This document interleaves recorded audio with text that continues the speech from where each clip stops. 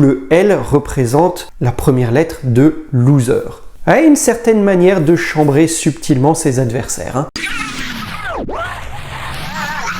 Les amis, je vous vois parfois vous redresser devant un but à la télé ou vous extasier sur un but en imitant la célébration d'un joueur. Si, je vous vois même crier parfois un « chou » comme Ronaldo. Ouais, je le fais bien, hein. Sans compter les milliers de jeunes sur les terrains qui marquent et qui font l'avion, ou des signes en forme de L avec les doigts, ou encore d'autres à qui on vient cirer les pompes. Embrasser même parfois un crâne chauve. Ah non, laissez tomber. Ça, c'est plutôt chez les vétérans, hein. Je me crois il y a 25 ans en arrière. Bref, toutes ces célébrations sont l'expression d'une joie unique en football, celle de marquer un but. Et pas tout le monde y passe. Mais pour beaucoup, pour ceux qui marquent, c'est devenu une signature, une marque de fabrique qui fascine certains supporters jusqu'à la reproduire donc. Allez, avouez-moi en commentaire laquelle de ces signatures est votre favorite et laquelle vous reproduisez chez vous tranquillement quand vous vous le laissez aller ou sur un terrain de football avec des amis.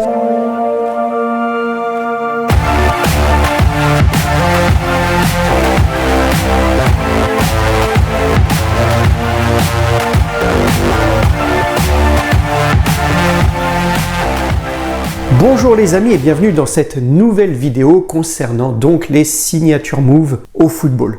Ouais, je ne sais pas si ce terme existe, bref, je le standardise ici. On va parler en tous les cas de ces célébrations devenues légendaires et associées bien souvent à un footballeur donné. Allez, installez-vous confortablement, c'est parti. Bon, on va commencer par la plus célèbre de toutes, j'imagine en tout cas en cette période. L'icône portugaise Ronaldo célèbre ses buts depuis un certain match amical avec le Real de Madrid. C'était face à Chelsea en 2013 en exécutant un saut à 180 degrés avec un mouvement de bras vers le bas en criant « Chut » qui résonne dans tout le stade. En fait, ce qu'il veut dire par là, c'est si, hein, S qui veut dire oui. Alors les fans du Real, de la Juve, de Manchester United ou encore d'Al Nasser et surtout du Portugal, eh bien l'ont bien en tête, alors que beaucoup de jeunes du monde entier s'en accaparent sur les terrains amateurs. Vous vous souvenez tous de Didier Drogba, j'imagine, un des meilleurs joueurs de la Côte d'Ivoire, le meilleur joueur sans doute de la Côte d'Ivoire et un des meilleurs joueurs d'Afrique. Son ombre planait souvent au-dessus des défenses adverses. Et surtout du côté de la Première Ligue parce qu'il en a empilé des buts avec Chelsea. Eh bien ce grand joueur planait lui aussi véritablement après avoir marqué. D'ailleurs, Haaland l'avait imité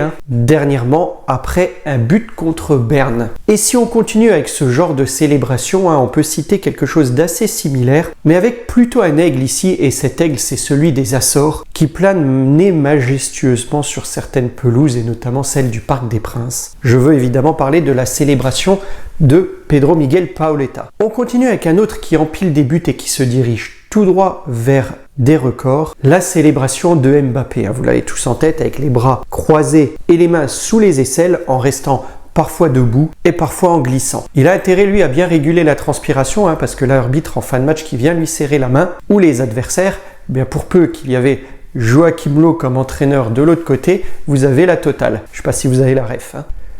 Une célébration maintenant qui a petit à petit disparu, vous allez comprendre pourquoi. Celle de l'ancien meilleur buteur du PSG, qui est passé maintenant en deuxième avec 200 buts, Edinson Cavani. Il pouvait être un redoutable sniper et l'Uruguayen avait d'indéniables qualités de tueur devant le but. Eh bien, il célébrait ça à genoux, avec une pose qui rappelait celle d'un véritable sniper. Il s'est alors en fait un peu calmé par la suite avec les attentats en France. Et disons que cette célébration était par certaines franges du public et des spectateurs, et du grand public d'ailleurs, un peu mal vue. En réalité, il fallait savoir qu'il ne matérialisait pas du tout un fusil. C'était censé symboliser un arc avec une flèche.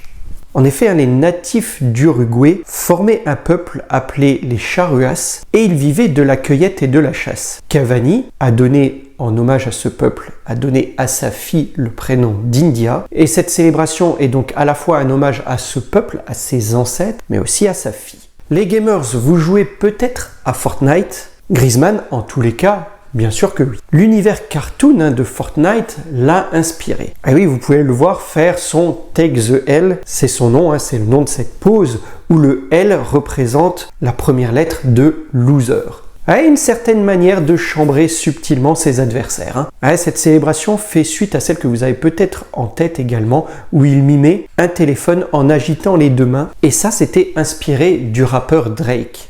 Allez, maintenant une célébration qui inspire le respect. Torse bien droit et bombé, col relevé, regard perçant vers les tribunes, vous savez de qui je vais parler, et évidemment du King Eric Cantona. Sa célébration puait le charisme et c'était la classe. Bon, maintenant je vais vous citer quelques célébrations uniques qui ont eu lieu en général qu'une seule fois, mais elles étaient iconiques. Je vais vous en citer quelques-unes en pagaille. La première, le 22 juin 1994, lors d'un match de poule de la Coupe du Monde 94, donc entre le Brésil et le Cameroun. Le Brésilien Bebeto marque et célèbre son but en mimant le fait de bercer un enfant. Il faisait comme ça.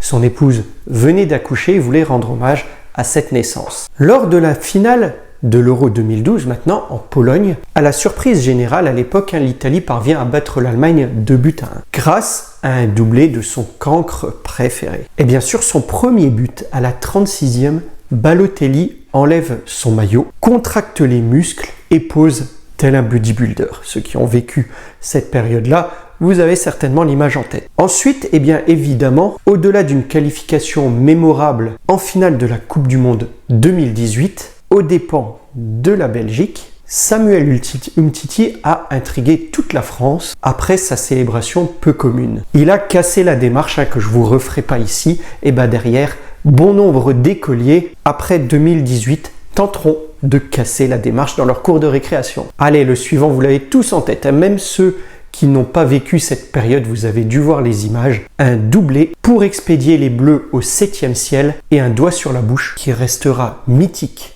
À l'occasion d'une demi-finale de Coupe du Monde, c'était contre la Croatie en 98. Je parle évidemment de Thuram. 2 buts en un match pour lui, c'était dingue. Voilà les amis pour ce petit florilège choisi. Quelle est la célébration qui vous a le plus marqué, vous? Est-elle dans cette liste? En avez-vous d'autres en tête? N'hésitez pas à me le dire dans les commentaires. Quant à moi, ce sera tout pour aujourd'hui. Likez, partagez, commentez, mais surtout appréciez.